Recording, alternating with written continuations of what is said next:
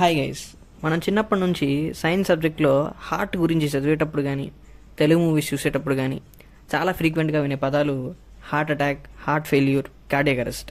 So let's know the difference between these heart diseases. Heart attack ఈ కండిషన్లో heart మజిల్కి blood flow అవడం ఆగిపోతుంది. Blood flow ఆగిపోవడం వల్ల ఆక్సిజన్ సప్లై కూడా ఆగిపోతుంది. ఇది జనరల్గా హార్ట్ మజిల్కి బ్లడ్ని ట్రాన్స్పోర్ట్ చేసే బ్లడ్ వెజల్లో క్లాట్స్ ఏర్పడడం వల్ల జరుగుతుంది. క్లాట్స్ ఎందుకు ఏర్పడతాయి అంటే ఫ్యాట్ కానీ కొలెస్ట్రాల్ కానీ ఆ బ్లడ్ వెజల్లో అక్యుములేట్ అయ్యి బర్స్ట్ అయిన తర్వాత క్లాట్స్గా మారుతాయి అనమాట. ఈ క్లాట్స్ వల్ల ఆ బ్లడ్ వెజల్స్ సన్నగా మారుతాయి. దీన్నే మనం కరోనరీ ఆర్టరీ డిసీజ్ అని కూడా అంటాం. కరోనరీ ఆర్టరీ డిసీజ్ హార్ట్ అటాక్కి దారితీస్తుంది. హార్ట్ ఫెయిల్యూర్ ఈ కండిషన్లో హార్ట్ అనేది బాడీకి సరిగ్గా బ్లడ్ని పంప్ చేయలేదు. ఇది చాలా రకాల కారణాల వల్ల జరుగుతుంది. వాటిల్లో smoking, alcohol, high BP, obesity అనేవి కొన్ని బాగా తెలిసిన కారణాలు. ఇది ఒక క్రోనిక్ డిజార్డర్. అంటే ఒకసారి హార్ట్ ఫెయిల్ అయితే అది మళ్ళీ తిరిగి హీల్ అవ్వడం చాలా కష్టం. అంటే ఒక దీర్ఘకాలిక డిజార్డర్.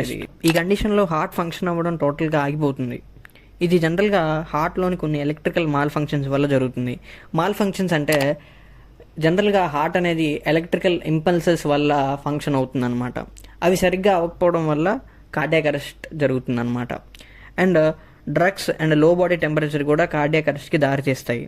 అండ్ జనరల్గా ఒక పేషెంట్కి ఎక్కువ బ్లడ్ లాస్ అయినప్పుడు అతనిలో ఆక్సిజన్ డెలివరీ తక్కువ అవుతుంది అనమాట హార్ట్కి. అండ్ అది కూడా కార్డియాక్ అరెస్ట్కి దారి తీయొచ్చు.